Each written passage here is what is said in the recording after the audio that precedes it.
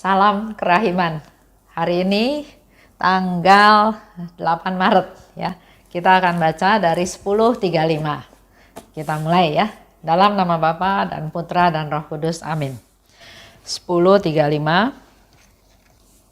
Petang ini seorang laki-laki muda sedang menghadapi ajal.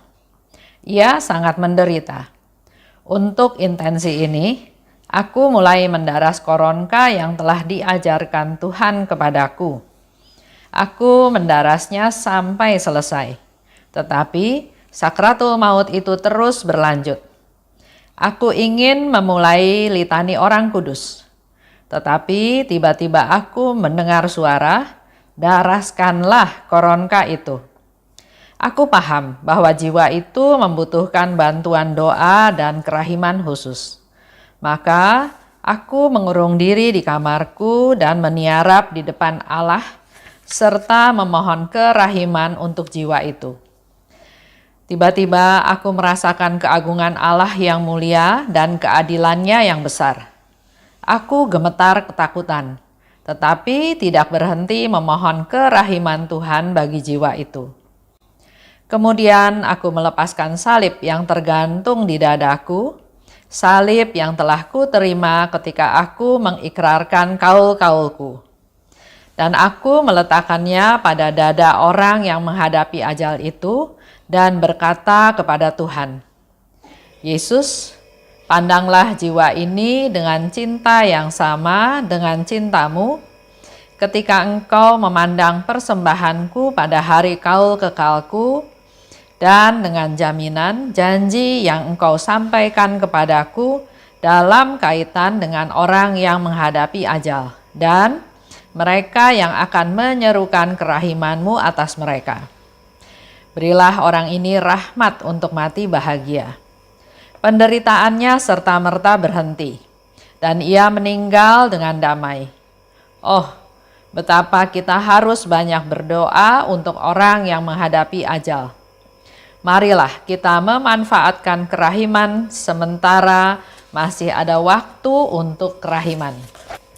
Ini suatu cerita ya, cerita yang sangat menarik. Petang ini, seorang laki-laki muda sedang menghadapi ajal. Ia sangat menderita. Setelah dibaca semua, saya menyimpulkan bahwa ini suatu penglihatan. Jadi Suster Faustina tidak berada bersama si laki-laki muda tersebut. Tapi dia melihat satu penglihatan di mana ada seorang laki-laki muda sedang menghadapi ajal dan ia sangat menderita. Dan melihat hal tersebut, Suster Faustina melakukan intensi. Aku mulai mendaras koronka. Dia mempersembahkan doa koronka untuk si orang yang sedang sekarat ini. Sama seperti yang Yesus minta. Doakanlah doa koronka buat orang yang sedang sekarat. Dan Suster Faustina lakukan hal tersebut. Dia berdoa koronka sampai selesai. Tapi ternyata dia masih melihat satu penglihatan di mana si anak muda ini masih dalam sakratul maut. Dia masih gelisah, masih ketakutan, masih menderita. Oleh sebab itu, Suster Faustina punya inisiatif. Saya akan melanjutkan doa untuk orang muda itu dengan litani orang kudus. Kita juga sering ya berdoa misalnya koronkanya udah selesai tapi nggak terjadi apa-apa. Atau mungkin Tuhan mau yang lain. Sehingga Suster Faustina dia mau berdoa litani orang kudus. Tapi dia mendengar suara, "Daraskanlah koronka yang kuajarkan kepadamu." Yang pernah diajarkan oleh Yesus kepada Suster Faustina. Ini mengingatkan kita lagi bahwa mari kita berdoa koronka seperti yang Yesus ajarkan.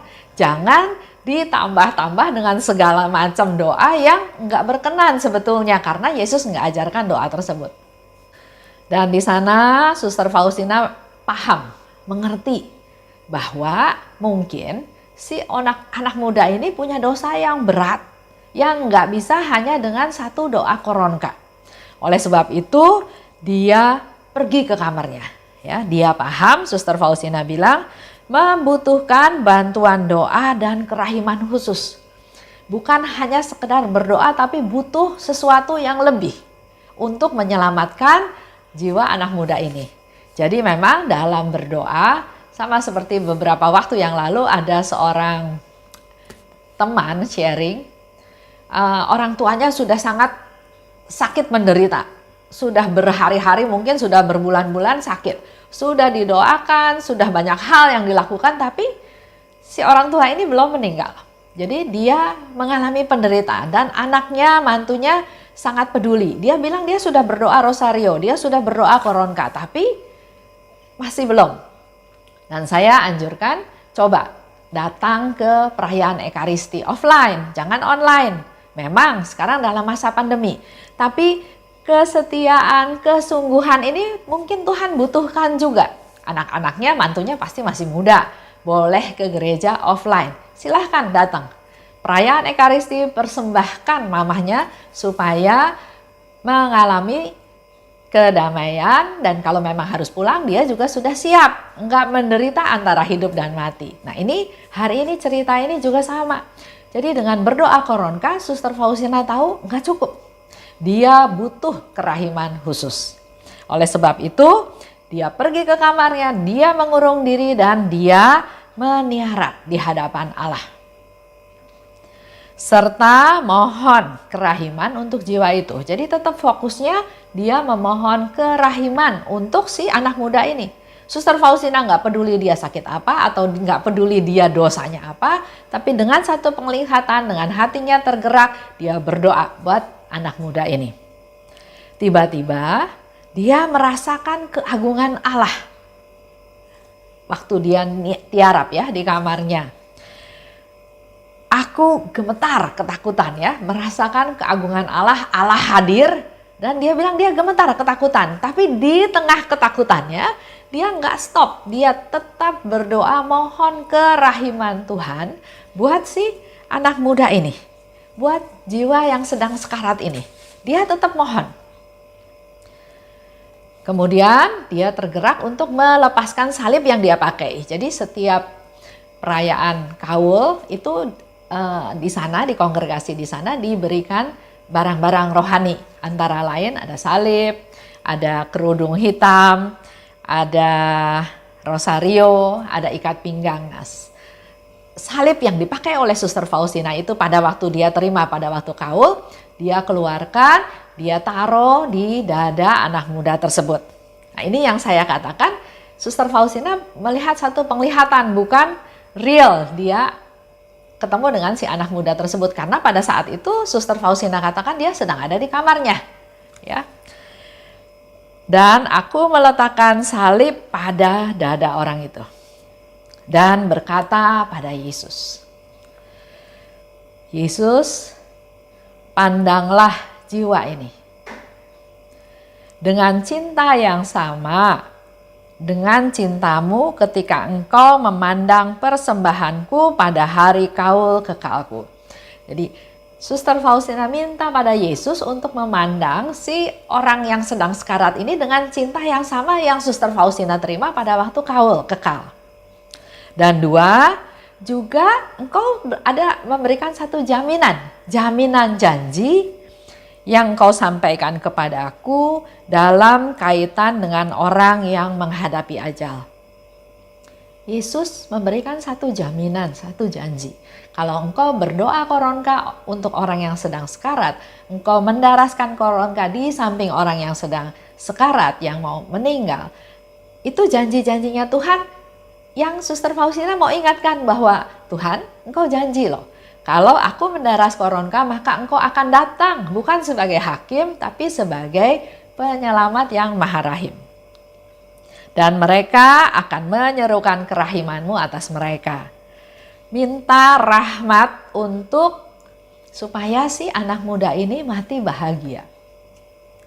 Dan memang itu yang paling dibutuhkan oleh orang yang sedang sekarat. Nggak ada hal yang lain yang dibutuhkan. Dan Suster Faustina memberikan apa yang sungguh-sungguh dibutuhkan. Tiba-tiba Suster Faustina melihat penderitaannya serta-merta berhenti.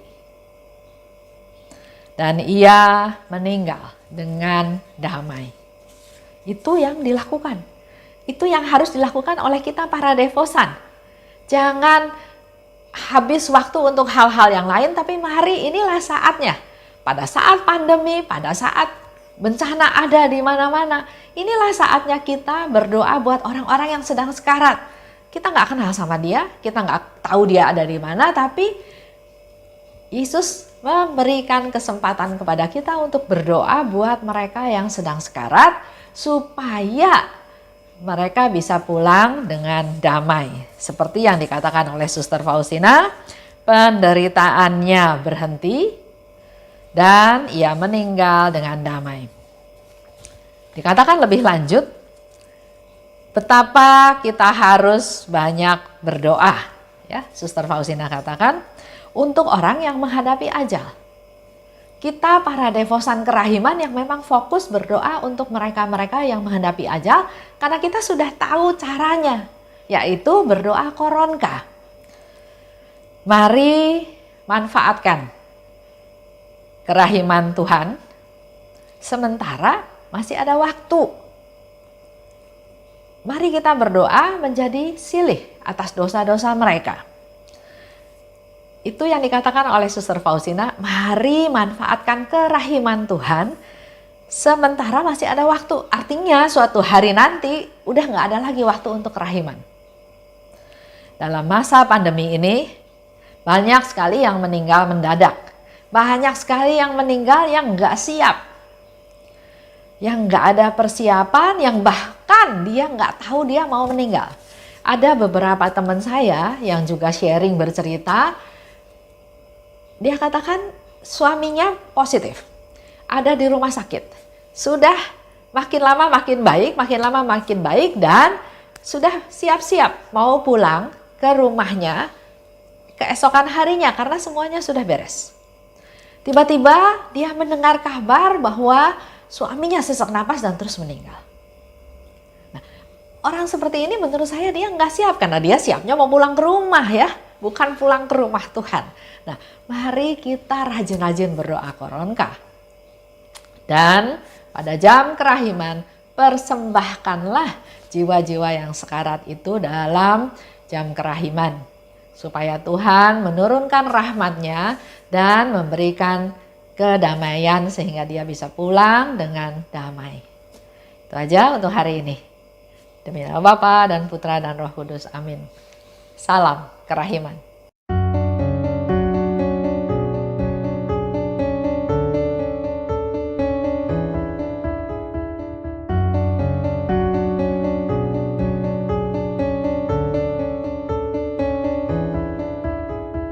Mengapa engkau membiarkan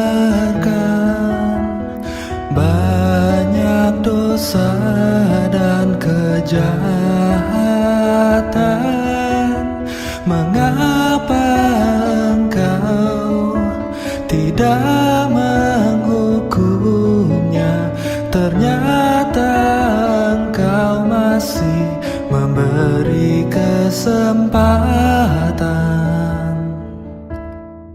Dia memperpanjang masa kerahiman. Celakalah mereka yang tak menyadari. Tulis dan wartakan kerahimannya.